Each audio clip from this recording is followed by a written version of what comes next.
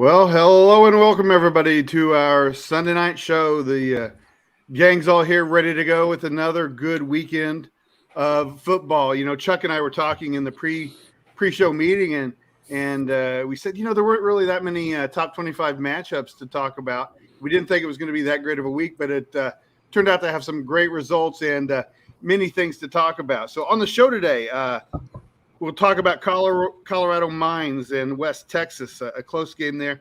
Former LSC columnist Joe Price will join us for that. Kutztown pulled an upset of Shepherd. Rams fans, we will talk about your team as well. Truman State, come from behind win, last second win over Tiffin. And Wayne State of Nebraska was able to pull an upset over Minnesota Duluth, and we will mention that as well. But we're going to start with the matchup of what was a top 25 matchup, Harding and Ouachita Baptist. A game won by Harding, 38-21, and it was really a very dominating performance by the Bisons. Yeah, and taking a look at this contest, Brandon and I had a chance to catch up with it a little bit today and watch a good portion of it. I'm always impressed by the way Harding goes about things with their flex bone option, and watching this game pretty closely. They get an onside, kick recovery early in the contest. Then they also are able to get a fumble recovery. I think we're seeing some of that right now. And they were off to the races pretty early in this football game. They find themselves up midway through the game, up 24-7, and had over 400 yards of rushing offense in the process. They kind of hammer you away with a few dive plays, and then they're able to kind of hit you with plays like this that we're seeing right now, where they're able to get chunk yards. And they're really tough to stop at the goal line as well when they have, all these different run options, and they're so good at that. They don't need a lot of field, to operate and so forth. Here's the fumble that they had, early in the game. Once again, this is why they got up like they did early. Then you take a look at the fact that Ouachita Baptist had a 30-game conference winning streak coming into this. That was snapped. Harding got out on the edges quick defensively, as you can see right here. And, they went ahead and controlled the clock. They normally hold the ball about 37 minutes a game, which is the best in D2. They actually had the ball 40 minutes in this contest. Limited Ouachita Baptist to 40 plays offensively. Really hard to feel like you're getting into a groove or having some success when you're only having that many plays. And it's almost like when you're playing Harding, it's like a running clock. If you're at a game and you got to take a bathroom break, be careful. You might come back in the next quarter. It's one of those kind of things. So, but in watching them, I was very impressed with Harding. They kind of lived up to why we've all kind of held them in high regard coming into this game. And it kind of made me think as I was watching the game, Justin, obviously you being a guy who does coaches offense and understands play calling real well.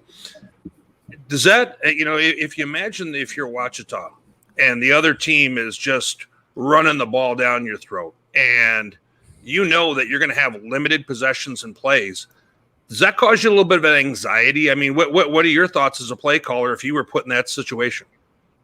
It does. What it does is it kind of gets you out of rhythm a little bit, because you tend to press when you're going to get limited possessions, when you have limited time. So you almost want to score and be productive on every drive. Every time you touch the ball, you want to score. And so you tend to force, I think as a play caller, you may try to get a little more aggressive. As a player, you may try to force a pass that maybe you wouldn't ordinarily throw.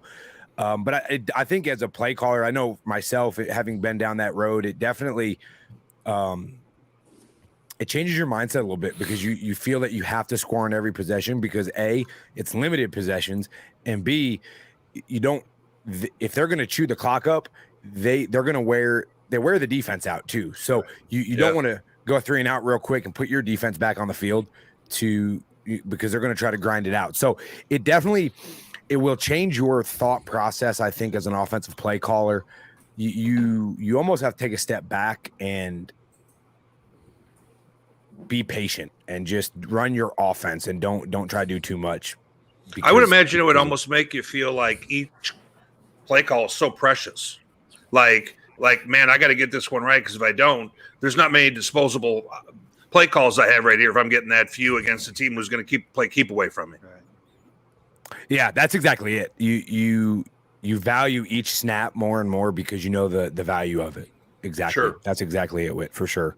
Sure. I was impressed with Harding, and I think that we've got a lot of interesting games that'll end up coming up in conference with them, but I'm not sure that they're not the front runner once again in the GAC or the GAC. Yeah.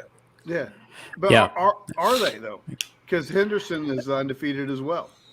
Henderson's undefeated. They're the only Southeastern Oklahoma is also undefeated. Henderson State is 4-0, and Southeastern Oklahoma State is 4-0. So I'm really curious about that team, because they were 1-10 in 2019, and they're 4-0 this year. And all four teams they've beaten are teams that they lost to in 2019. So just a remarkable turnaround for Southeastern Oklahoma State. So they play Henderson this weekend. So you got two 4-0 teams going at it. Right. So yeah, there's still a lot of work to do for Harding. And remember, Harding lost to that Southeastern Oklahoma State team. So a lot of work to do for both Harding and Ouachita being 1-loss teams at this point, and you still got 2 undefeateds in the conference. Sure. So it'll be interesting to see how that plays out in the playoffs too. If you have a situation where each conference team has 1 loss, and they play in a region with another conference that doesn't have non-conference games, and theoretically you could have 2 conferences with 3 teams with 1 loss each, and it'll be interesting to see how that would play out come playoff time. But speaking of playoffs and a team that's really done really well this year and should be in the playoffs, the Colorado School of Mine Order Diggers, they won this past weekend 21-13. We are now joined by Joe Price. If you're not familiar with Joe, he used to write the LSC column for us, and he's a West Texas alum. He was at the game. So, Joe, WT got off to a nice start, just couldn't quite finish the deal.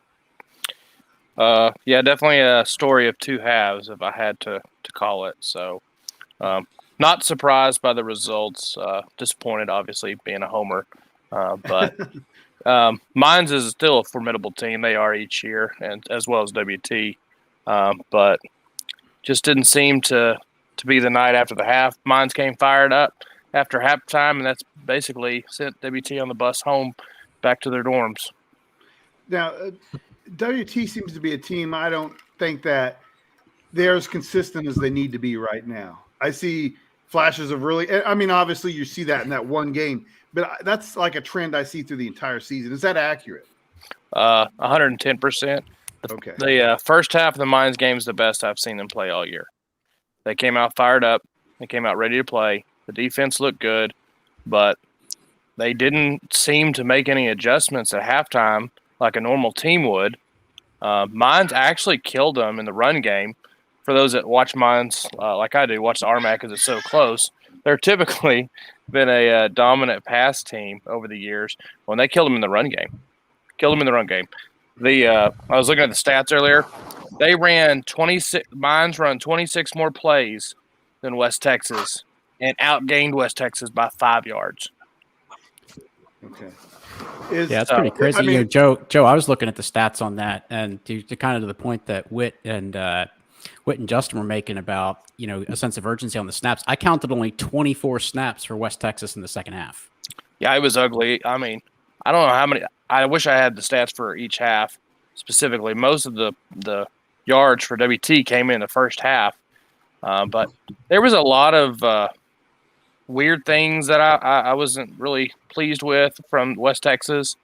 I have to give a shout out to Michael Zeman, the running back for Colorado Mines, was just outstanding.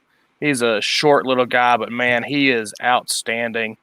He really saved their bacon in this game, racked up over 100 plus yards, and he saved a pick 6 that WT was taken to the house by probably their best player, Tobias Harris, the cornerback and also special team returner. He was taken to the house, and Zeman ran him down from behind and stopped him, and ended up WT kicking a field goal to bring it to 13-0 or 10-0 at the time.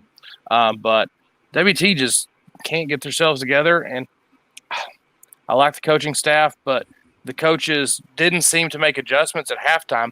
Mines was clearly scheming to run off the side, right off the far end line, not stretching the field, but running right off the end.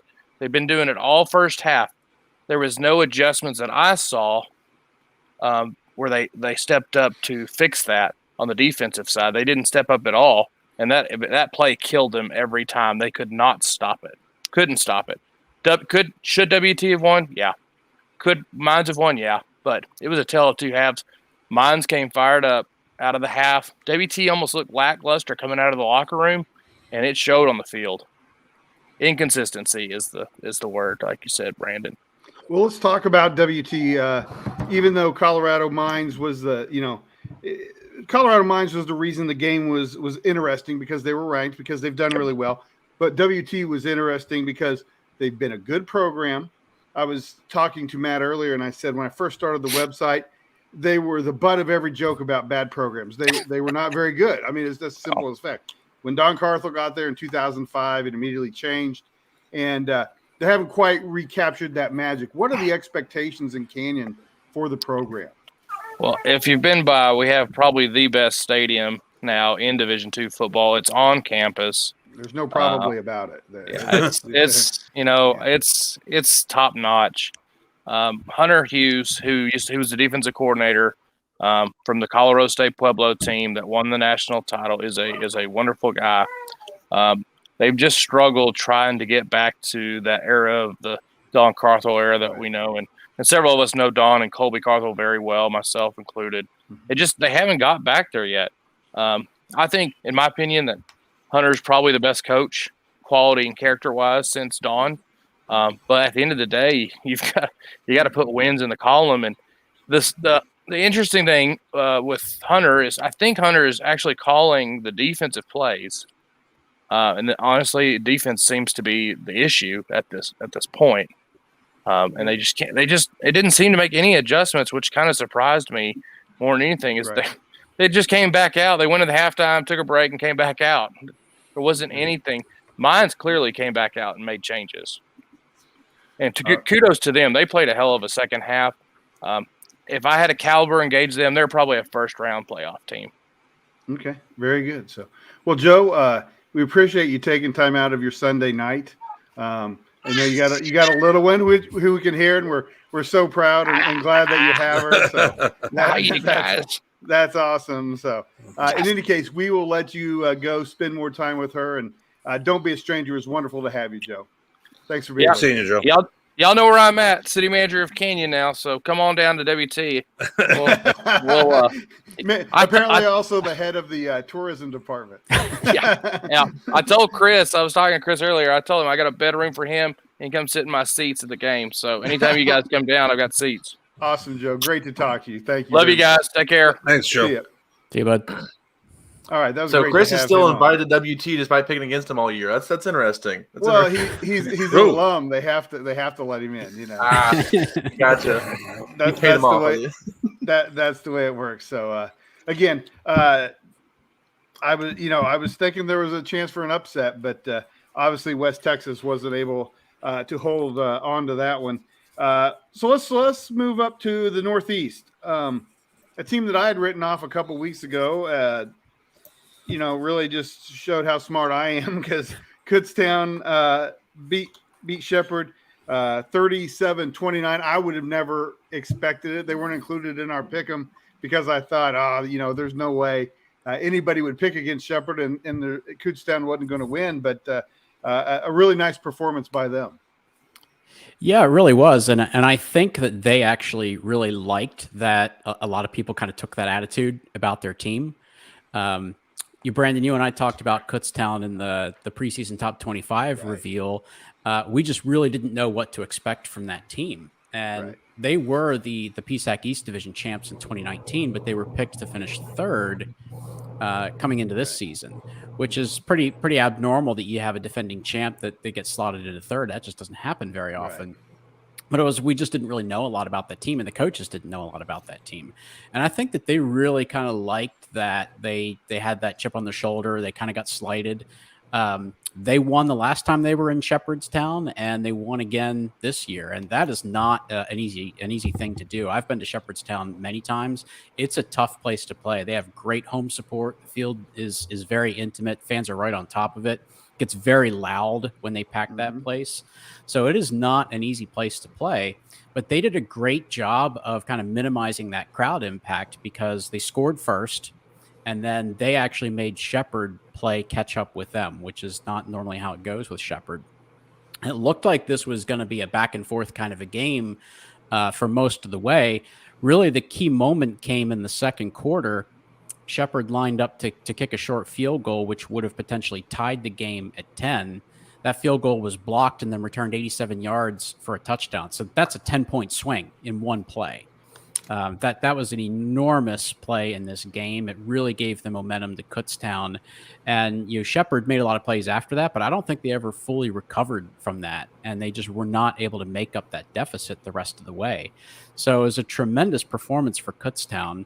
And it really wasn't a bad game for Shepherd. They still did a lot of good things. I mean, Tyson Bagent, who we all talk about and monitor for stats for Harlan Hill Trophy, he had a very typical day, 42 of 51. I mean, just get your mind around that. 42 completions is a school record. He already had the school record of 41. He broke that with 42. Well, I was thinking more of the percentage. Right. Yeah, it was just amazing. 42 of 51, 398 yards, and 4 touchdowns. But what I think Kutztown did really well was they kept things in front of them, and they really tried to minimize the yards after the catch. The yards per completion for the Rams, 9.5 in this game. When you compare that to the week before when they won at IUP, it was 16.7 yards per completion. So 9.5 was definitely their lowest of the year. So just a great job by the Kutztown defense to keep things in front of them, make tackles in the open field. And, Shepherd got their yards with the passing game, but, Kutztown was really able to get off the field in some key spots. And they played really well also. Their quarterback had a tremendous game. He was 20 of 28 for 250 yards and 2 touchdowns. So just a fun game to watch, a really thrilling, tight battle for most of the way. Shepherd was actually down a couple scores in the fourth quarter and rallied to get it within manageable deficit. But you got to give it to Kutztown. They played a heck of a game. And now what I struggle with, Brandon, is just looking at some of these teams. You already start to forecast how this could potentially play out later in the season in regional rankings. We're only in week 4, but we think about rankings and playoffs all year long. Week 1, yeah, that's right. We think about this stuff all year long. So think about by later in the season, 3 teams that are probably going to be in play in Super Region 1, IUP, Shepherd, and potentially Kutztown. They already have a very interesting kind of a 3-way battle there. IUP beat Kutztown, Shepherd beat IUP, and Kutztown beat Shepherd. So later in the season, when we get into regional rankings and looking at how we compare these teams, just within a small subset of teams in the region, those results are really going to be an interesting factor. The biggest one so far is Kutztown beating Shepherd because that's a divisional game. So it impacts the divisional rankings. Right. But the results of all 3 of those games are going to be really, really impactful later on in the season. All right. Very good. Well, I was going to give Devin a hard time about defensive keeping things underneath because that was the Chargers' game plan today was make the Chiefs go 15 plays a drive to score against them. But let's move on to Truman State. Yeah. Let's move on to Truman State. The Bulldogs win at Tippin 38-35. It was one of our pick'em games. Obviously, I like the result because I picked Truman in that one. But Justin, it was a game where Truman scored at the end to come away with the win. Yeah, if you watch this game, it was kind of lopsided first half. I mean, it was so Tiffin led for 59 minutes and 34 seconds of game action. So if you're a Tiffin, it's a heartbreaker. if you're Truman State, it's a way to persevere and come back and win the ball game. It was tied 7-7 at the end of the first quarter. Tiffin built the lead out as big as 18 points. And it was 28-7 Tiffin at the half. So really kind of a one-sided game there in the first half for Tiffin. And it became a game of adjustments here in the second half. And as a coach, it's always interesting to see what teams do coming out of halftime, right? And what do you do differently? Well, Truman State figured it out. They gave up the only points of the second half to Tiffin there coming out of halftime. And that was the last time that Tiffin would score was in the beginning of their first drive in the third quarter. And it was a 35-30 game for Tiffin with 3:29 to play. And Truman recovered the onside kick, converts 2 fourth downs on the final drive, and scores and completes a 2-point conversion with 26 seconds left. So a phenomenal game. Just the way that Truman State came back and battled and made adjustments and stayed the course, and to recover the onside kick, to go complete 2 first downs or convert 2 fourth downs on that final drive and then get the 2-point conversion. All the stars really had to align for Truman State. So it was a great offensive performance, I think, second half for Truman State, and it was a big win for them. On a side note, Tiffin outgained them 419 to 389 for the game. So again, if you're Tiffin, it's a disappointing loss. But I still think there's lots to learn there for them. Still a lot of season still in front of them. And if you're Truman State, that is just a way to compete and finish out a game, down 35-7 at halftime. You really have to a gut check there at halftime and try to figure out what you have to do in the second half. Yeah. Well, it's certainly interesting, again, talking about the playoffs, because that's what we do. Truman's in Super Region 3. Nobody, I don't think many people outside of Kirksville would have predicted they would be undefeated at this point. At what point are they considered a real contender for the playoffs? And likewise, Tiffin's in Super Region 1, and there are a lot of teams in Super Region 1, and it'll be interesting to see how that one loss does affect them. So, but nonetheless, a good win by Truman. Helped me do well in the pick'em, and really, at the end of the day, that's all that matters. So,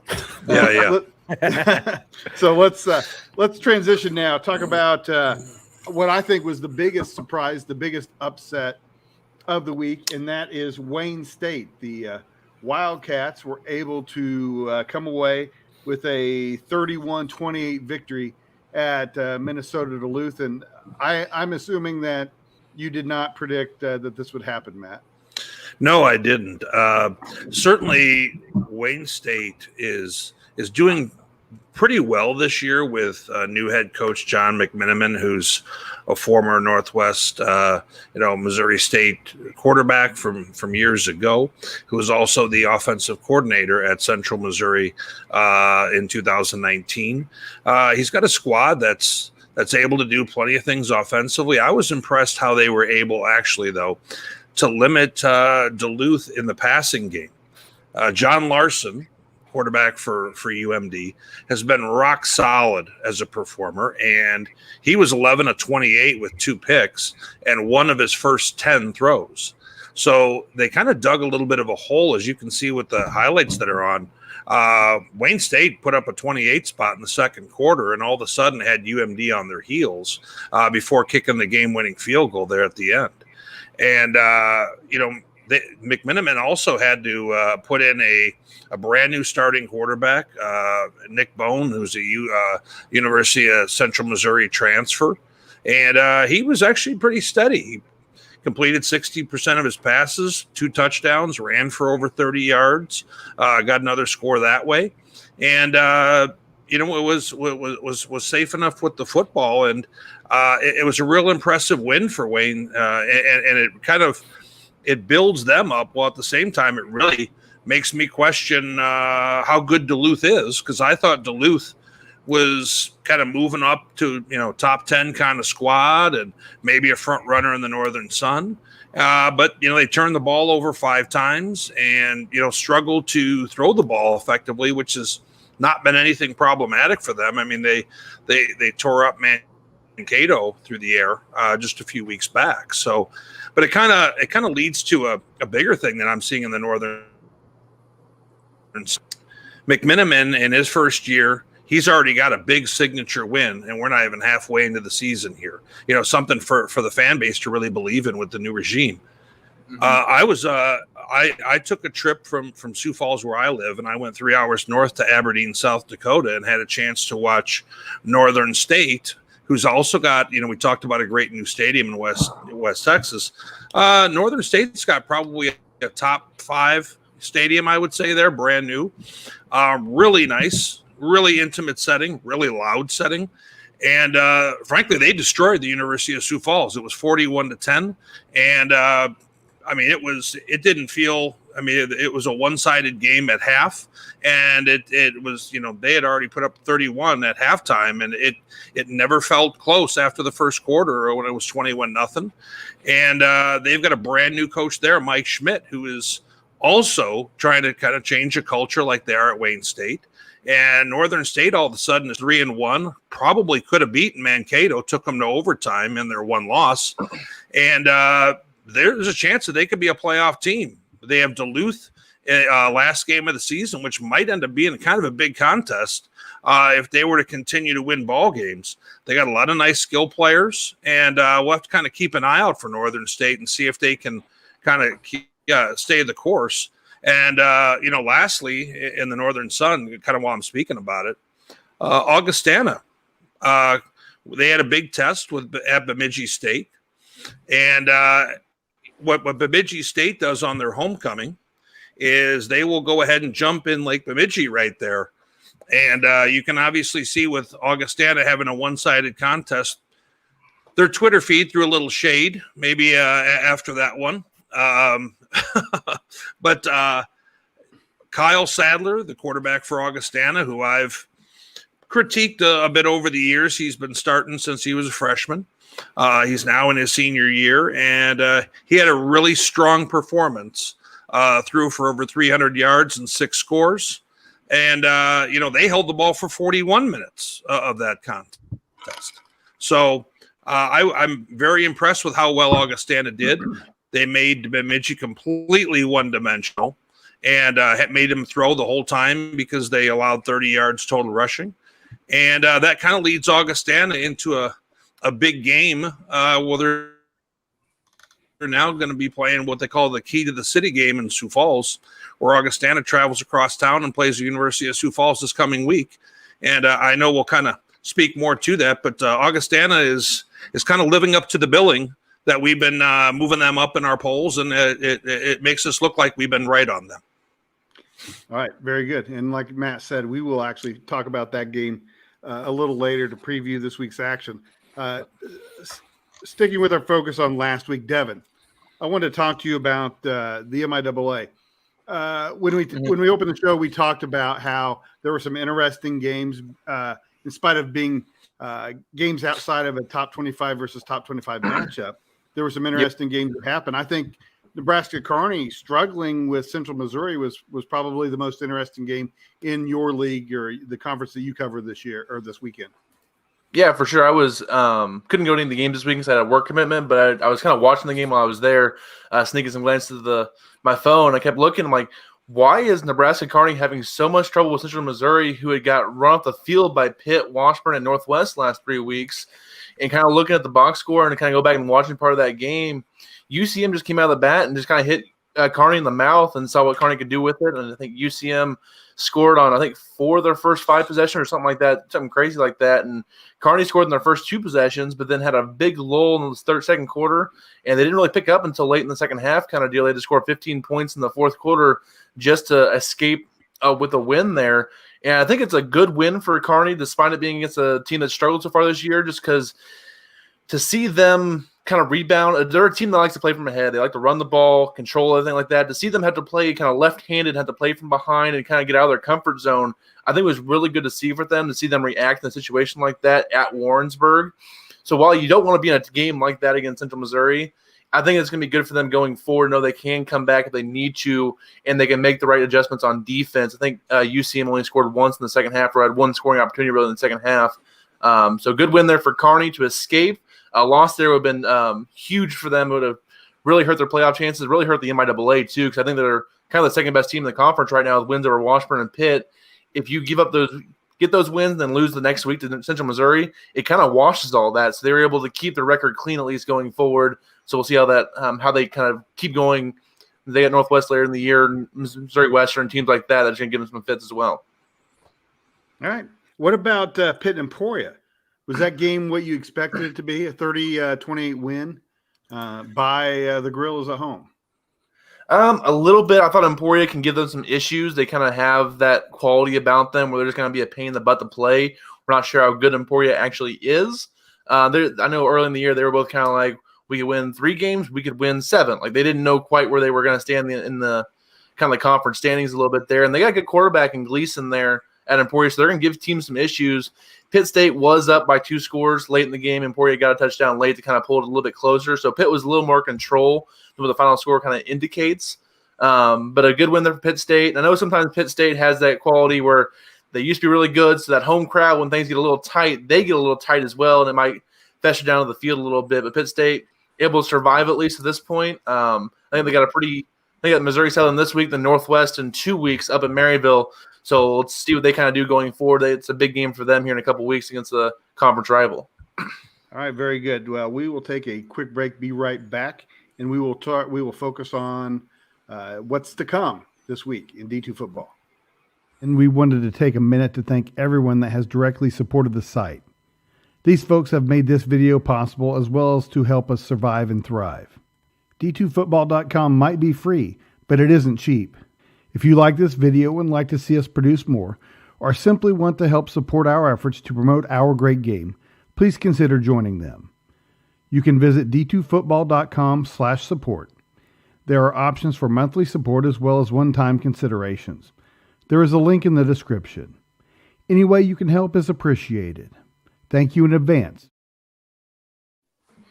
All right. So let's go ahead and focus on this week's action. Before we get to our pick'em, there are tons of games I think are interesting for one reason or another.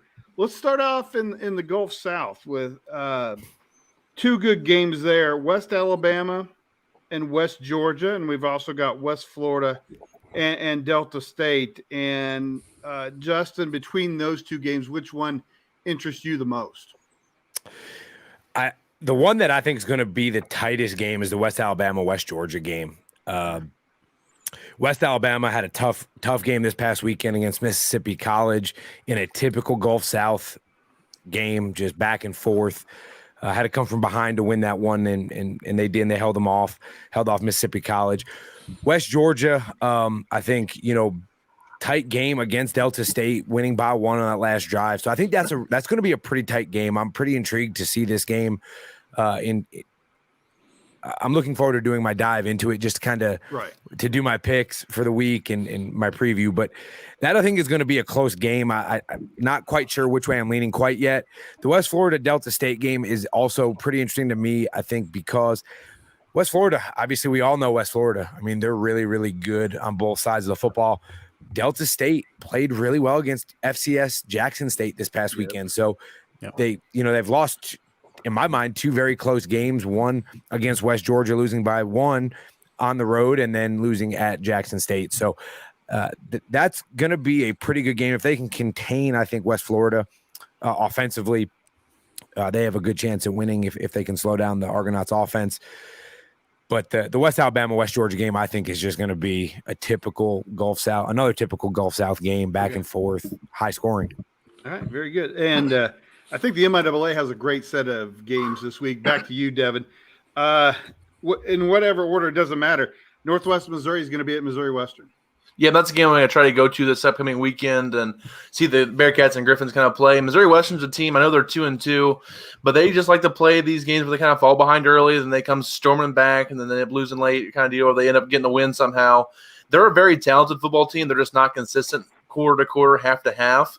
So they could put together 4 quarters. They could be dangerous for Northwest. On the other hand, for Northwest, they're starting to kick into gear. I think the defense allowed 122 total yards against UCO last week. Central Oklahoma really struggled to move the ball, and Northwest really got after them on defense a little bit there. I think it was only 41 yards in the first half for Central Oklahoma. So Northwest, their defense kind of tuned up the right time, and Hohensie looks really good there at quarterback for back-to-back weeks. And Missouri Western a little more speed than what Central Oklahoma has on defense, I believe. So another good test for him going forward. That should be a fun one. Washburn and Emporia, I think it's the Turnpike battle there. Yes. Should be a lot of fun in that one. Two teams like to sling the rock. I said earlier, Gleason's a good quarterback for Emporia. Schurig's a good quarterback for Washburn. And I think Schurig put up 47 points in Missouri Western last week.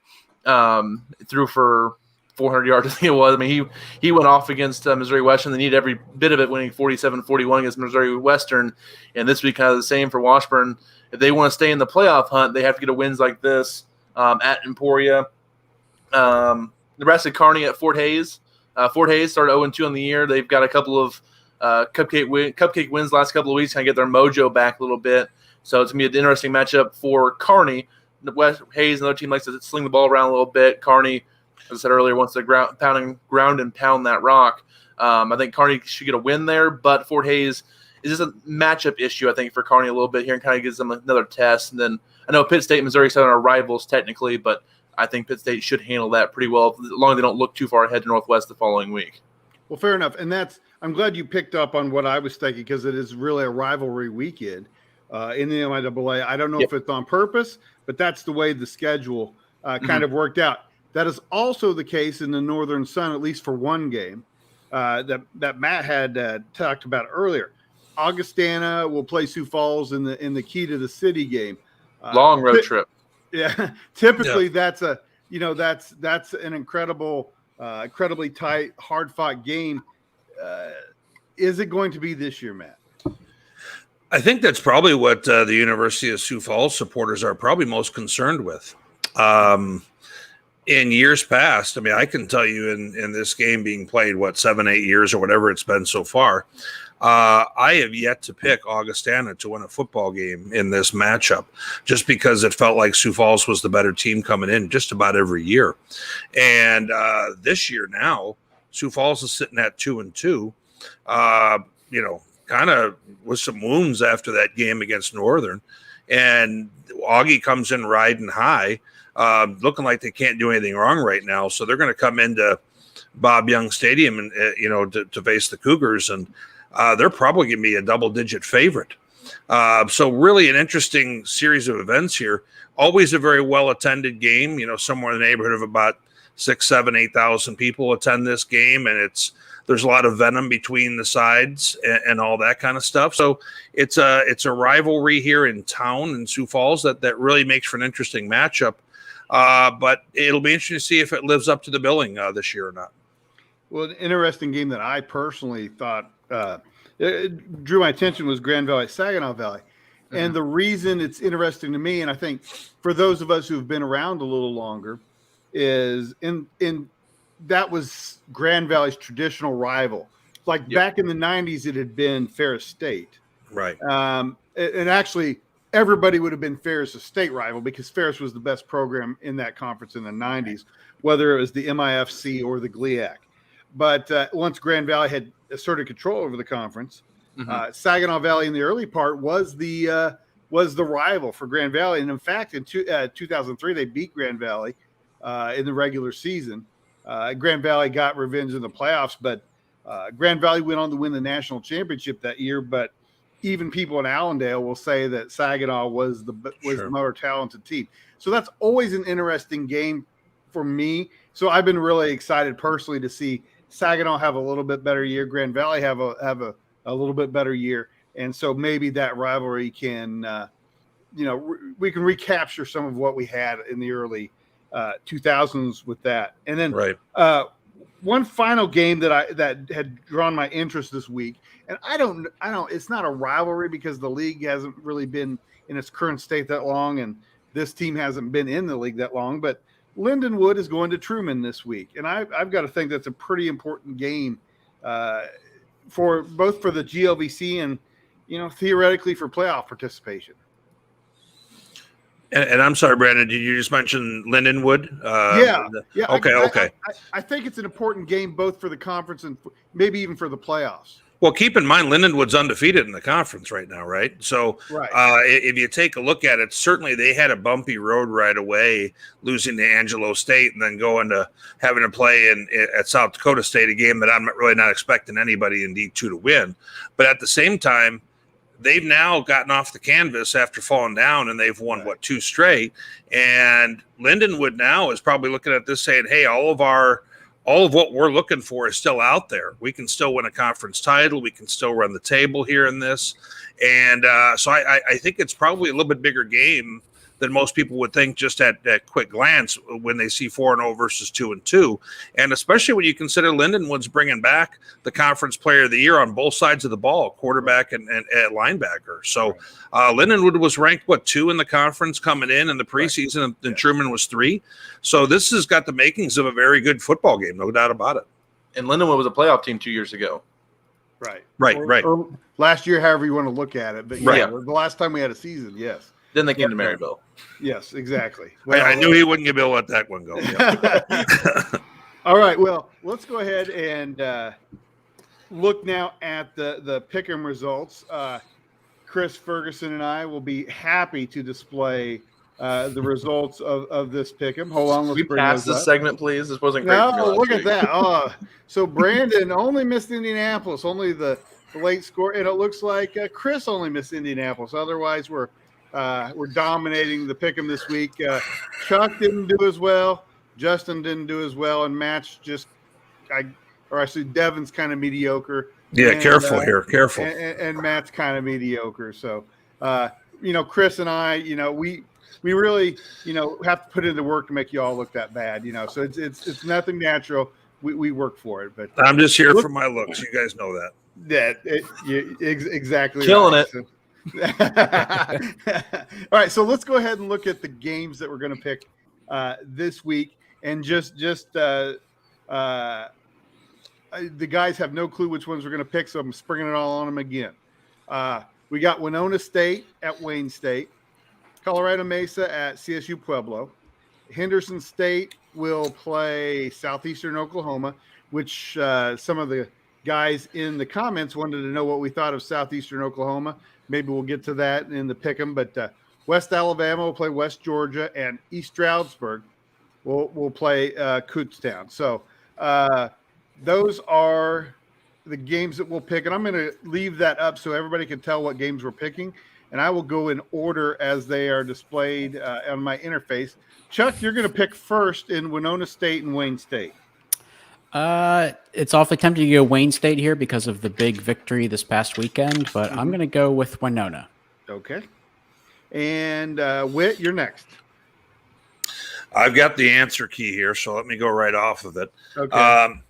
I realize Wayne State had a great win, but I just think straight up that Winona is a little bit better football team.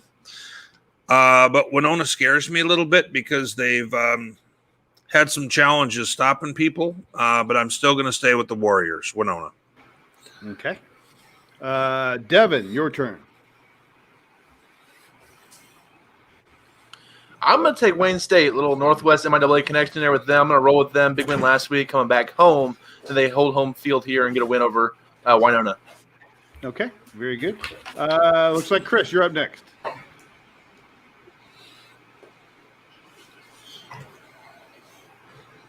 I think we might have Chris on mute. Hold on, Chris? let me check. Chris, you might It's be not on the mute. CIAA. He's not in it. Can you hear me now? Yeah, we can. All right, yay! All right. We can hear you but not see you, which is the preferred way to deal with you. So, So I was going to say that Duluth beat Winona, but lost to Wayne State, and so that kind of scares me a little bit too for Winona. I'm going to go with Wayne State here. okay. Chris, you know that's not how that works. It's not like one team beats the other. I know. All right, Justin, your turn. Transitive Winona property State. in football works, all right? Exactly, yes. Justin, I heard that right. Winona State, correct? Yep, absolutely. All right, and I will not pick against John McMiniman's squad, and I am going to go with Wayne State. All right. By the way, Brandon, if you can make this graphic any smaller, I wouldn't be able to see it. But anyway.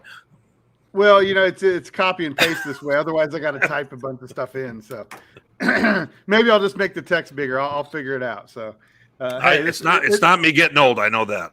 No, that's not. It is pretty small. And anyway, it's a learn as you go. So, all right, let's Colorado Mesa at CSU Pueblo, a game I think is incredibly interesting. Matt Witwicky, you are the first selector. Of course, you had to go to me first. Okay. Yes, I did.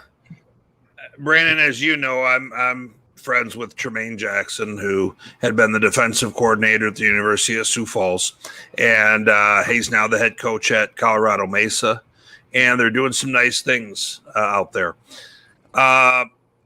Pueblo has had some challenges scoring points this year. We've talked about it on other shows. I'm going to lean towards Mesa here because of the fact that I think that they can just put themselves in a spot to win this game if they were to get out early.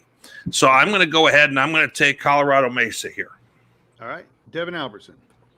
I think I've picked Pueblo twice this year already. They've lost both times. So third time's a charm. Taking the Pueblo. See if they can get a win from me here at home. Very good. Chris. I'm going to go with Mesa as well. I think Mesa's been really not really getting a lot of shine, and they're quietly building something there, I think. So I like Mesa and what is kind of a signature-ish win. All right, Justin. I know Pueblo hasn't scored a lot of points this year, but I think this is going to be a breakthrough game for them. I'm going to take Pueblo. Okay. I'm not alone. I will take Colorado Mesa, and then Chuck, you will be the last one, and then I'll bring this graphic down since it's so small. But you'll be the last one, Chuck. I'm going to go with Pueblo for the same reason as Devin. It's almost a ride or die. I'm going to go with Pueblo. I do think this is a really interesting matchup, and I agree with what Chris said about what Colorado Mesa is doing with Coach Jackson. So I'm excited to see how this one turns out. Okay, fair enough. All right, great. So let's look now. The next game, I don't know, this might differ from the graphic, but since you had to have a microscope to read it, we will go with Henderson State at Southeastern Oklahoma. And Devin will be the first picker in this group. I am going to go with Henderson State. I think Southeast Oklahoma has been a really great story this year, beating Harding earlier this year. But I think Henderson does clip them this week and get the win for the Reddies. Okay. Next is Chris. I was going to go with Henderson State as well. Okay.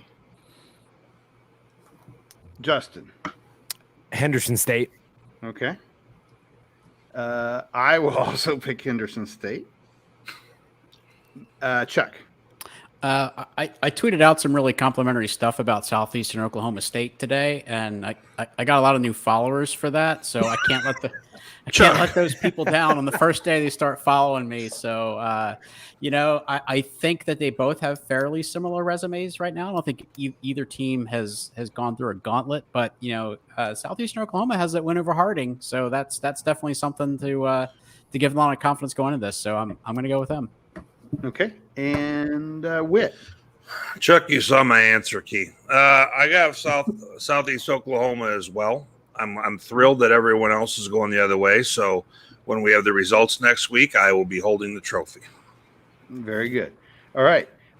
Next game, we've got West Alabama and West Georgia. And Chris, is it your turn to start? I'm going to go with West Georgia here. Okay. All right, Justin, you got to make a prediction early. I guess you could always change it in your preview, but at least for the pick 'em, you've got to make a choice early. I've got to make one, huh? Yeah. West Georgia. Okay. And Chris, you picked West Georgia as well, right? Correct. Okay, I wrote it on the wrong thing because I'm not very smart. I'll take the Wolves as well because I might as well follow you guys since I'm not very smart. Chuck. Well, first, Brandon, you do know West Alabama's undefeated, right? I know you got hoodwinked into thinking that they lost to Mississippi College yesterday. They are, in fact, undefeated. Mm-hmm. Thank God you're there to edit the editor. That is greatly appreciated. I think West Alabama's a team that can really kind of sneak up on you, even though they're a known quantity. They can sneak up on you, but I do feel that West Georgia is just a better team right now, so I'm going to go with them. All right, Chuck and Matt. I really like West Georgia this year, and I think this is the start of some interesting games down there in the Gulf South, and I think we're going to start to see some of the best, matchups being played on a national scale with some of those squads that we're going to be seeing. You bet. All right. The final game we need to select: East Stroudsburg at Kutztown. Did I not pick that game? What? Oh, Devin, I only pick again. You got to help edit the editor. What do you need? What do you want? Where are we going? I was gonna try to go different and pick West Alabama just to try to catch up in the standings, but I don't want to dig myself a deeper hole, so I'm gonna go with West Georgia in this one. Okay. Like I said, I'm not that smart. You gotta help me here, guys. East Stroudsburg at Kutztown. So who we starting with this time? Justin, is that right, or did we start with him last time? Chris last time. Chris last time, so it is Justin. Okay. See, can remember that far. All-timers said it. All right, East Stroudsburg at Kutztown. Well, first, Devin, if you want to get up in the standings, just go opposite what I pick because I can't pick right now. It's bad. So that being said, I'm going to take Kutztown at home this weekend. Okay. All right, and I will as well. Chuck. So I've seen both of these teams, been to both their campuses 1,000 times. So it's interesting to see this rivalry renewed again. I'm glad that they're playing since they didn't get to play last year. I really like both head coaches in this game. Jimmy Terwilliger, the head coach of East Stroudsburg, former Harlan Hill Trophy winner, is just a great guy and a really good football coach, excellent motivator. But I'm going to go Kutztown. I think they have a little bit more talented roster, and Jim Clemens, the head coach there, I think is one of the best in Division II, and probably one of the guys that a lot of D1 athletic directors should have on their short list. So I think he's outstanding, and I'm going to go Kutztown. All right. Matt Witwicky. You're almost forget about me. I saw that. No. I will take Kutztown as well. I was impressed by their win a week ago, and I'm gonna keep going with them. You bet. All right, Devin. I'll take Kutztown. I want to go against Justin, but I can't be against Chuck, so I'm kind of in a box here. Fair enough. All right, and then K-Ferg, what do you got for us? I'm going with Kutztown as well. All right. I look at the schedule, and I think they've been tested pretty early versus what East Stroudsburg has played so far. So I think the 3-1 might be a little misleading here. All right, very good. All right, man, I asked you before this started if you would bring 5 pieces of paper and a marker. Was everybody able to do that? You got a marker board. That'll work too. I got a side bet that not everybody did. Whit, do you have your Etch-a-Sketch there for this? Careful there, Chuck. All right. Yeah. See, when I shut my camera off earlier, I was not getting this. That was not what I was doing. Okay. So I all right. forget. Well, I am springing this on this. These guys have no idea that this is coming, which is what makes it fun. All right, men, we are going to answer trivia questions about Division II, both current and history. And they have no chance to study. Now, they'll be much more prepared next week, but I think this is going to be a lot of fun. You guys can answer if you want to in the comments, if you want to help one of our guys, but I would suggest not looking and cheating, men. So, all right. We are going to answer 5 questions. The first question will be put on the board, and it will be big enough that Matt will be able to read it.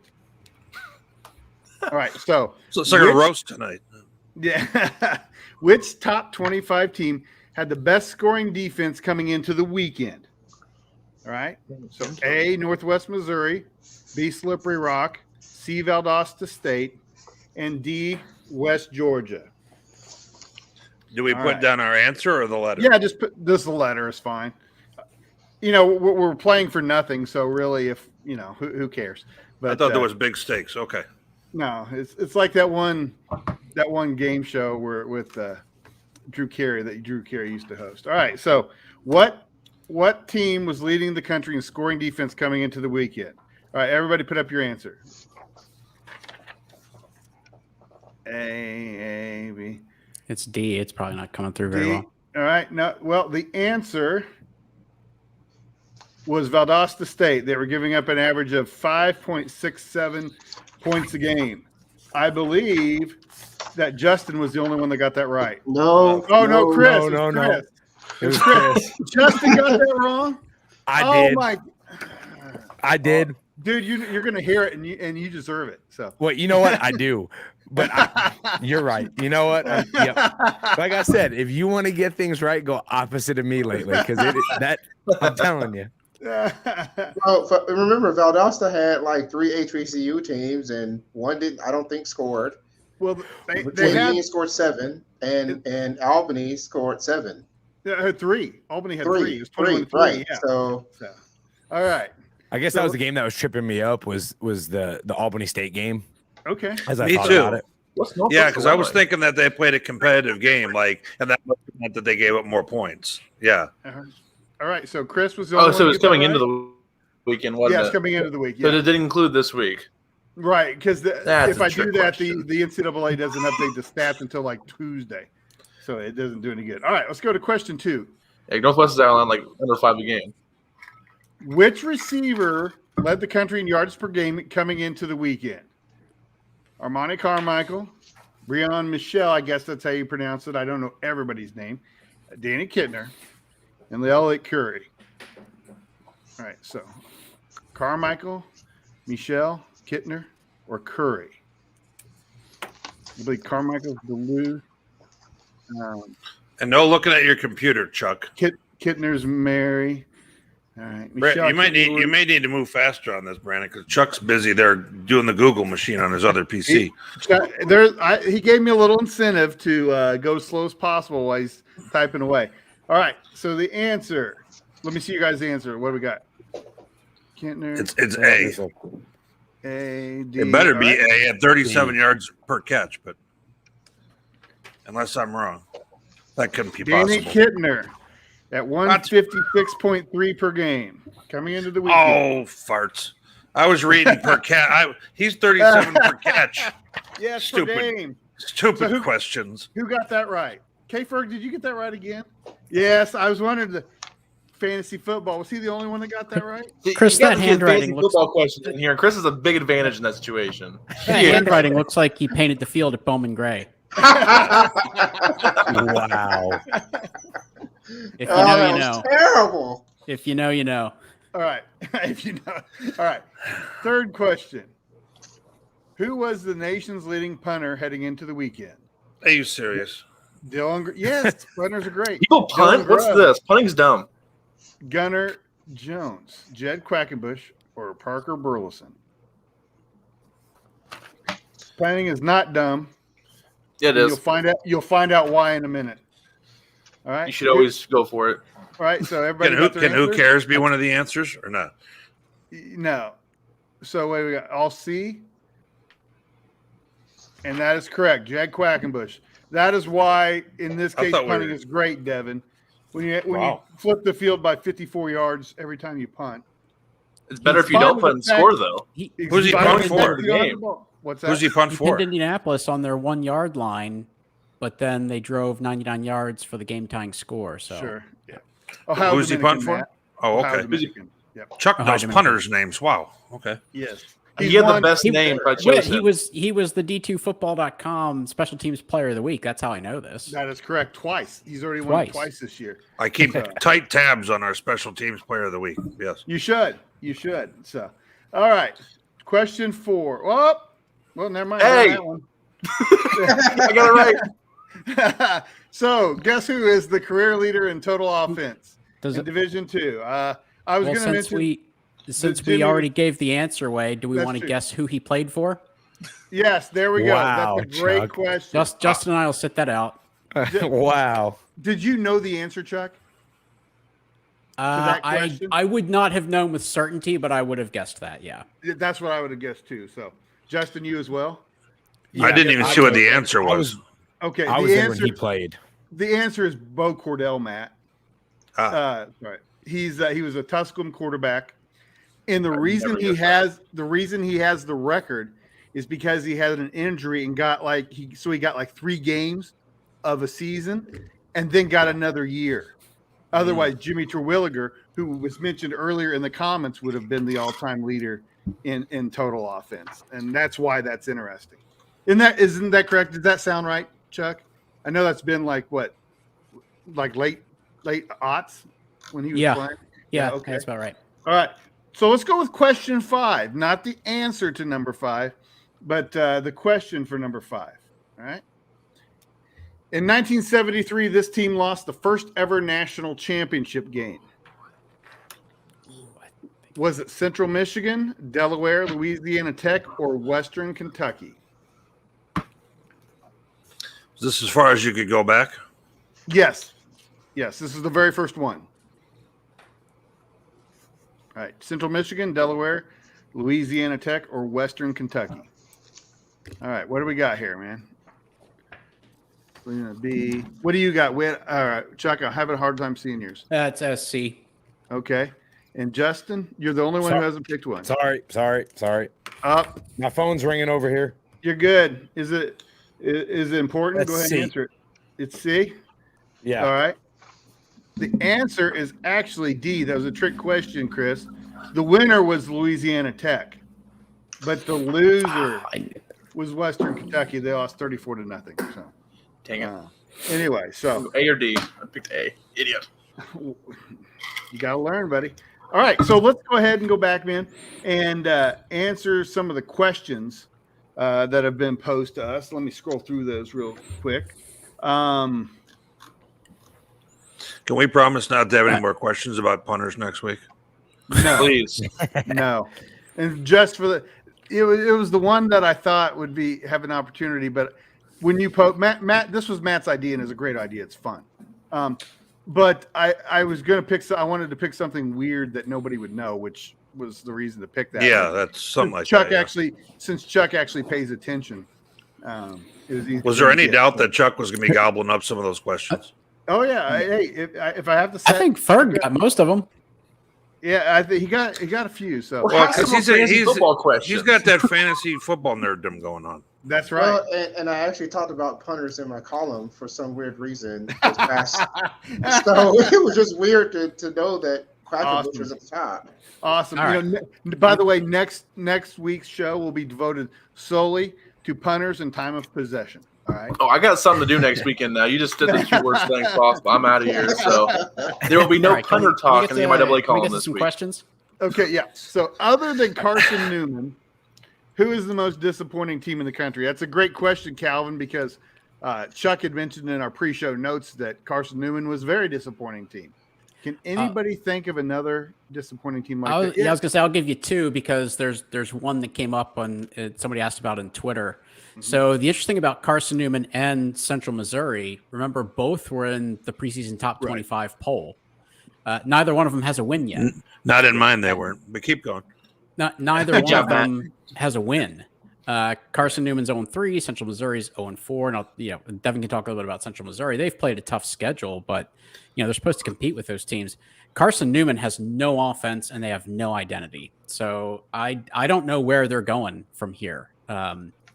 I think they'll get it together and win a couple of games, but they don't know what they want to do on offense right now. Remember that's a team that typically was up there with Harding as one of the top rushing offenses every year. They're one of the worst rushing offenses in the country. In total offense and scoring offense, they're in the bottom 5 in the nation. So they're trying to change it up. They just don't really know what they want to do. And massive disappointment. Might go Central Missouri as a bigger disappointment. I don't know. What do you think, Devin?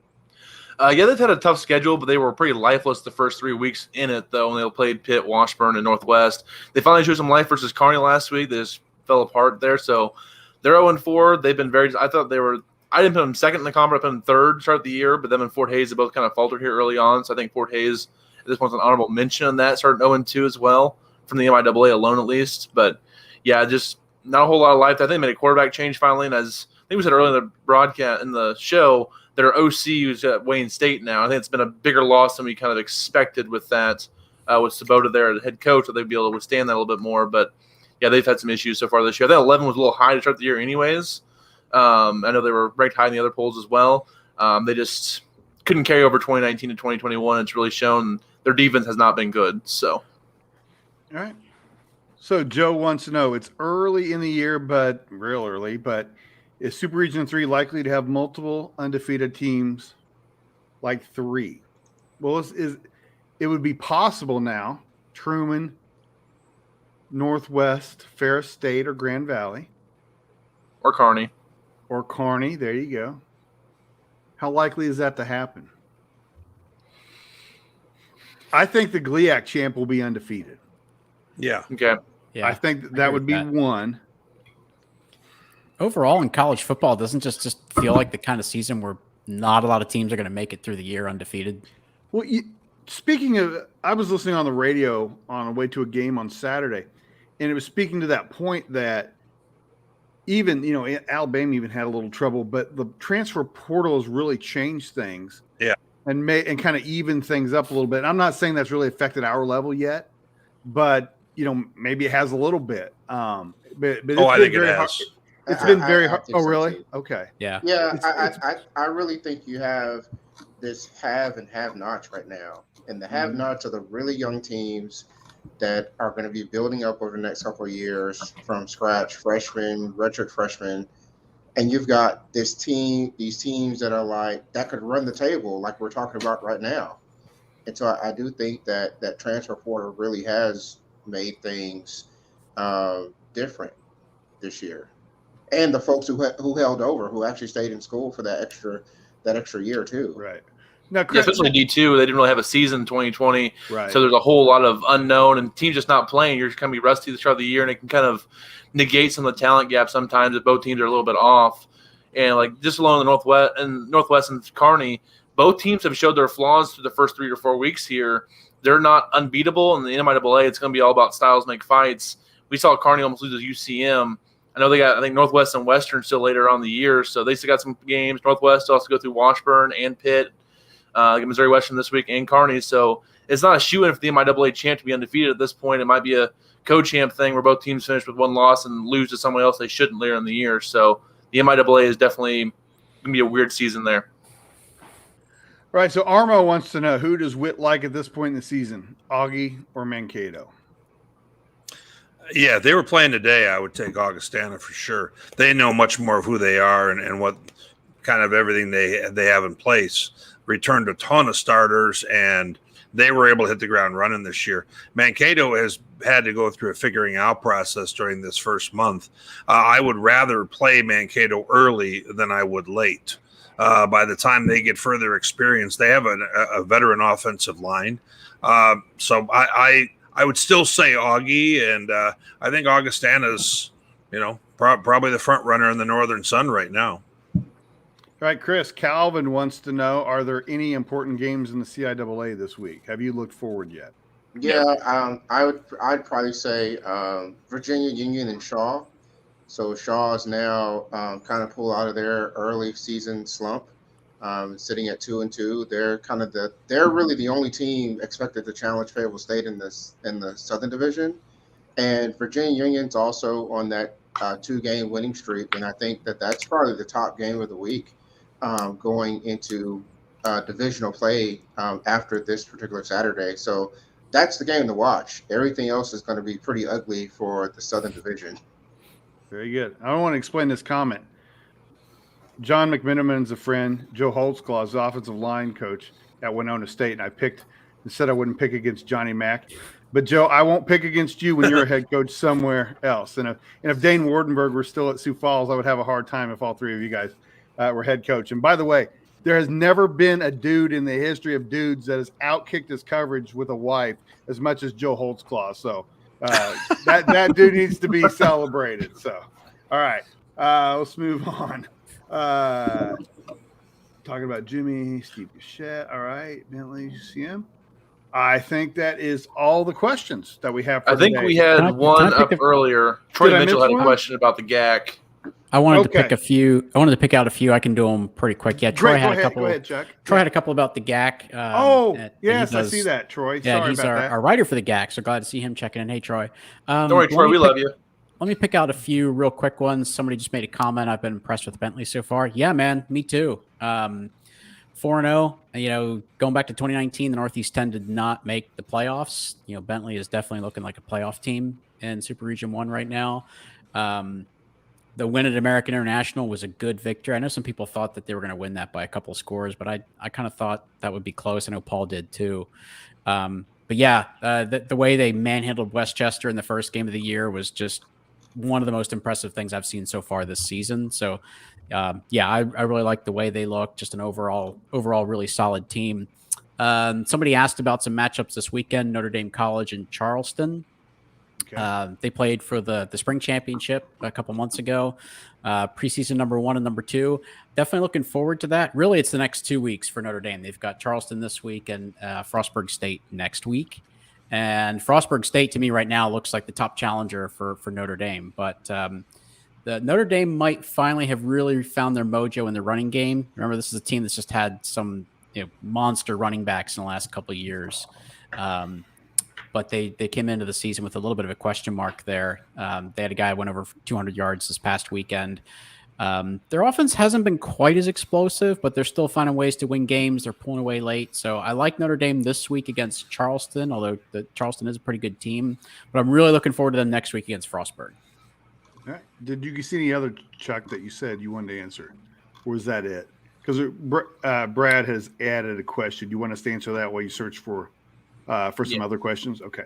Yeah, why don't you guys go ahead and take a few, and then I'll check his question. So Brad wants to know general sports question. Did you see that the state of Oklahoma wants all their D2 teams in the same conference? I did, and I talked to somebody about it this weekend.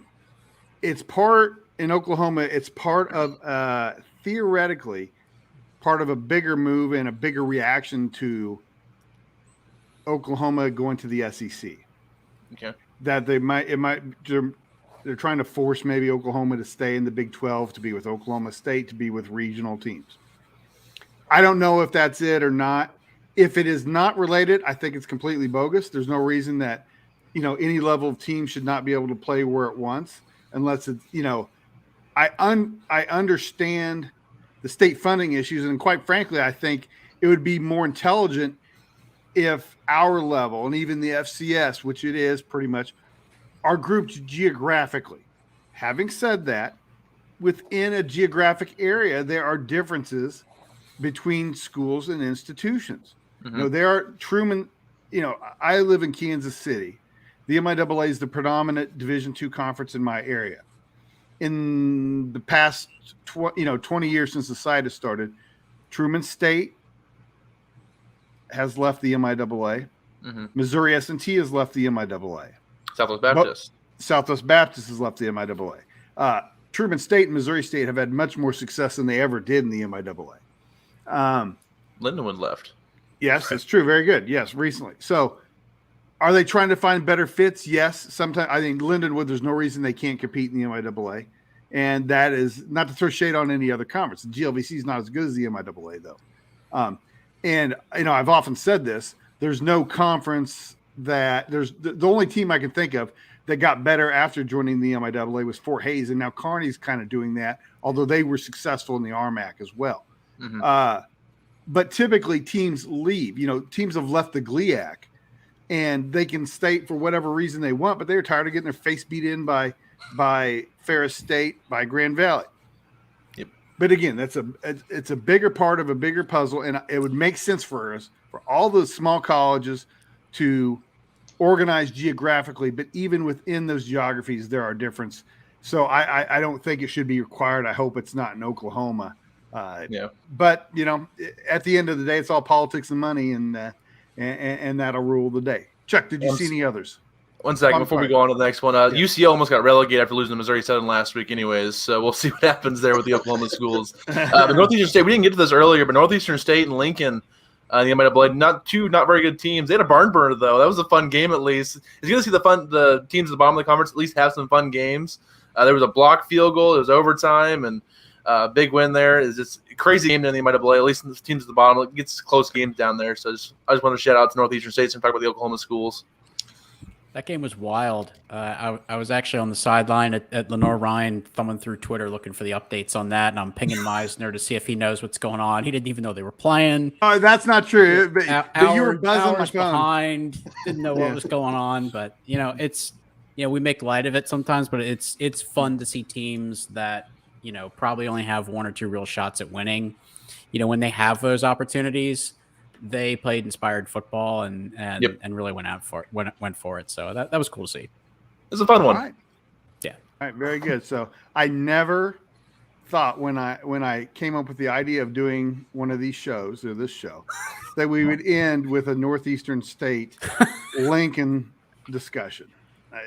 Does anybody have anything? I get the HBCU love, right? Come on now. One of the best games. Hey, we'll send with that, Chris. That's fine. Anything.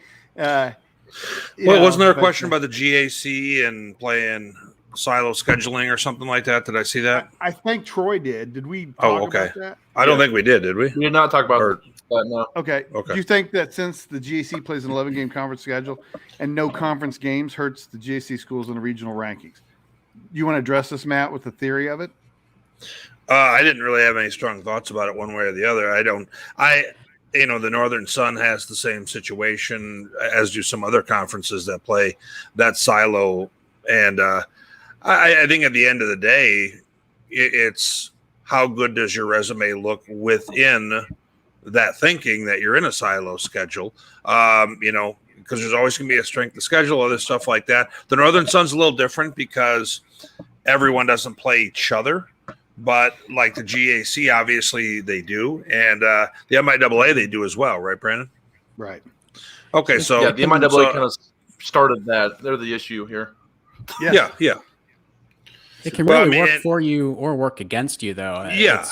For I think a good use case is if you look in Super Region 2, if you're the Gulf South Conference, they play a lot of games against the SIAC, some against the SAC, every once in a while the CIAA, and their record in those games is really, really good. So when we get down to playoff time and we're looking at maybe 4 teams from the GSC are in play, and that bumps out, a SIAC or a CIAA or a SAC, that's a big factor in how that happens. So for them, it's really good. Maybe not quite as good for, the SIAC or the SAC to be playing those games and lose, but you really see how you measure up. And I think as fans of D2, I think we all want to see more non-conference games. Yeah, but a lot of that is travel, is finding those games, and it's a lot harder to get to those games when you're the further west in the country that you go. Right. So, in addition, the further north or south, if you think of it, a team in Kansas City can schedule 360 degrees. They can go in any direction, right? Mm-hmm.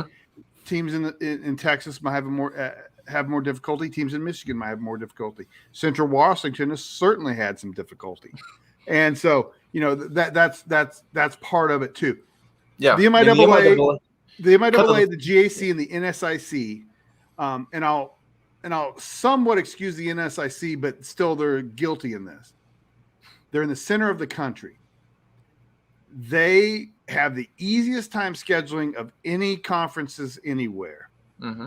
And what they've done is made it hard for everybody else to schedule with their scheduling. Yeah, they've created a big void in the center of the country.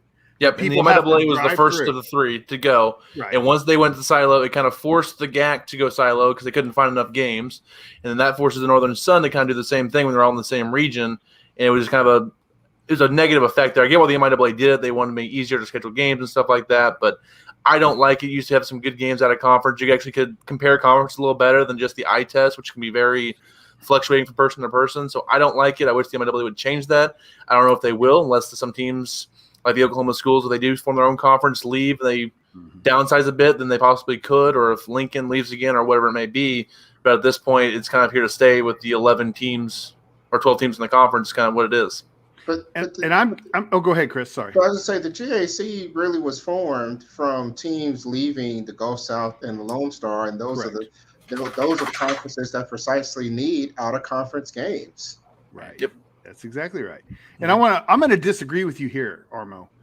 I don't believe that GAC has been hurt by the silo schedule, because I believe if they were playing non-conference schedules, their records would be sub 500 according to the criteria, because they would, in my opinion, if they're playing GLIAC, MIAA, GLVC, whatever, Gulf South, definitely Lone Star, there would be more losses than wins. So I think it's actually helped them and not hurt them, because the strength of schedule is, as a combination, wouldn't be at 500. It would be below 500. So I think it's actually been a net benefit to the GAC. The MIAA is the conference, which I believe I don't know about the Northern Sun, but the MIAA is the conference that could have been hurt by it, because if you really are as good as the MIAA claims to be, they should be out there beating teams in the non-conference and and changing that 500 strength of schedule to a 550, which makes all the difference in the world, something like that. But And anyway, Northwest actually Armo, feel free to message Brandon Meisner with your concerns on that. That'd be great. I don't think he'll hesitate. He'll hesitate. So in fact, but since I picked Harding last week, I'm on his good list. So I don't think he'll be too angry about that. But hey, Brandon, I just want to mention, since you were talking about scheduling with all these different conferences and stuff, one of the things that's also interesting now is that there's some consideration for teams going up to Division I now to be closer to some other schools, and I think we might see some of that tomorrow. As a matter of fact, I think that's never the reason, or seldom the reason. I think that's an easy excuse for people who want to make a transition, or people who are in charge at schools that want to make a transition. I'm not saying that's 100% true, because it's not 100% true, but it is a lot. I mean, everybody who does the studies never say, nah, you belong where you are. They always say, no, you should be at a higher level, because it's just like going to graduate school, Chris. As long as you keep writing that check for your classes, they don't fail you. And in this case, they hire those committees and those commissions and whatever to tell them that they're better than they really might be. But in any case, I think that's going to do it this week, man. So another good one. We will be back next week again. 8. What's that? Yes, sir. What is? Okay. No, 8 touchdowns. Bryce Witt, statistically the best Gotcha. performing quarterback in the country. Gotcha. So we will be back next week, 8 p.m. Eastern again. Thank you all for joining us. It's been a pleasure having you here, and have a good night, everybody. Yep.